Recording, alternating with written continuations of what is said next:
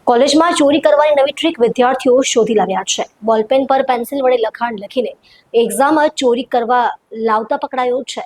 જવાબ લખાઈ ગયા બાદ પેન્સિલનું લખાણ ભૂંસી નાખવામાં આવતું હતું। સ્ક્વોડ દ્વારા 3 વિદ્યાર્થીઓને ઝડપી પાડ્યા હતા। ત્રણેય વિદ્યાર્થીઓને ₹2500નો દંડ ફટકારવામાં આવ્યો છે। વીર નર્મદ દક્ષિણ ગુજરાત યુનિવર્સિટીના વિદ્યાર્થીઓ પરીક્ષામાં ચોરી કરવા માટે નવો કિમિયો અપનાવતા ઝડપાયા છે। વલસાડ અને નવસારીના 3 વિદ્યાર્થીઓએ બોલપેન પર પેન્સિલથી બારીકાઈથી વિજ્ઞાનની ફોર્મ્યુલાઓ લખી હતી, પણ ફ્લાઇંગ સ્ક્વોડે તેમને ગણતરીના મિનિટોમાં જ પકડી પાડ્યા હતા। ચેકિંગ માટે આવેલી ફ્લાઇંગ સ્ક્વોડ ક્લોઝ ઇન્સ્પેક્શન કરી રહ્યું હતું, ત્યારે 6 ઇંચની એક સામાન્ય દેખાતી પેન પર જ્યારે ધ્યાનથી જોવામાં આવ્યું તો ખબર પડી કે એના ઉપર પેન્સિલથી બારીકાઈપૂર્વક સોલિડ યુઝ, એસિડ યુઝ સહિત વિજ્ઞાનની તમામ મહત્વની ફોર્મ્યુલા લખી કાઢવામાં આવી હતી।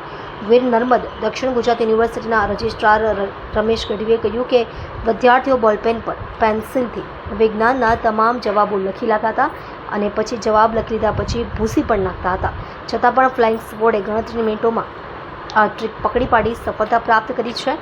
હવે યુનિવર્સિટીની માલ પ્રેક્ટિસ ઇન્ક્વાયરી કમિટીએ આ ત્રણેય વિદ્યાર્થીને સંબંધિત વિષયમાં 0 માર્ક્સ આપવાની સાથે સાથે તેમને ₹2500ના દંડની પણ સજા ફટકારી છે।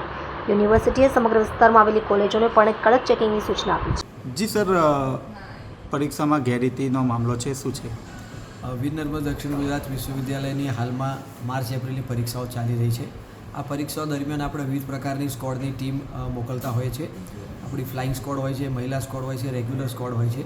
એ સ્કોડની ટીમ ચીખલી અને વલસાડ તરફની કોલેજોમાં જ્યારે પરીક્ષાના નિરીક્ષણમાં દરમિયાન હતી, એ દરમિયાન એવું માલુમ પડ્યું કે કેટલાક વિદ્યાર્થીઓ નાની પેન પર, સફેદ પેન પર કંઈ લખાણ લાવીને, પેન્સિલથી લખાણ લાવીને પછી ભૂંસી નાખતા હતા।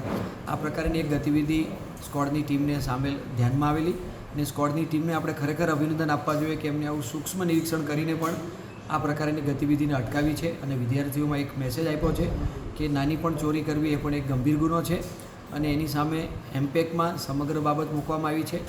એમપેકે હાલમાં એ જે તે વિદ્યાર્થીનું પરિણામ જે તે વિષયમાં 0 ગણીને જાહેર કરવામાં અને ઉપરાંત 2,500 જેટલી આર્થિક દંડની પણ જોગવાઈ કરીને સમગ્ર મામલો હાલમાં એક્ઝિક્યુટિવ કાઉન્સિલ અને બોર્ડ ઓફ મેનેજમેન્ટમાં વિચારાધીન છે।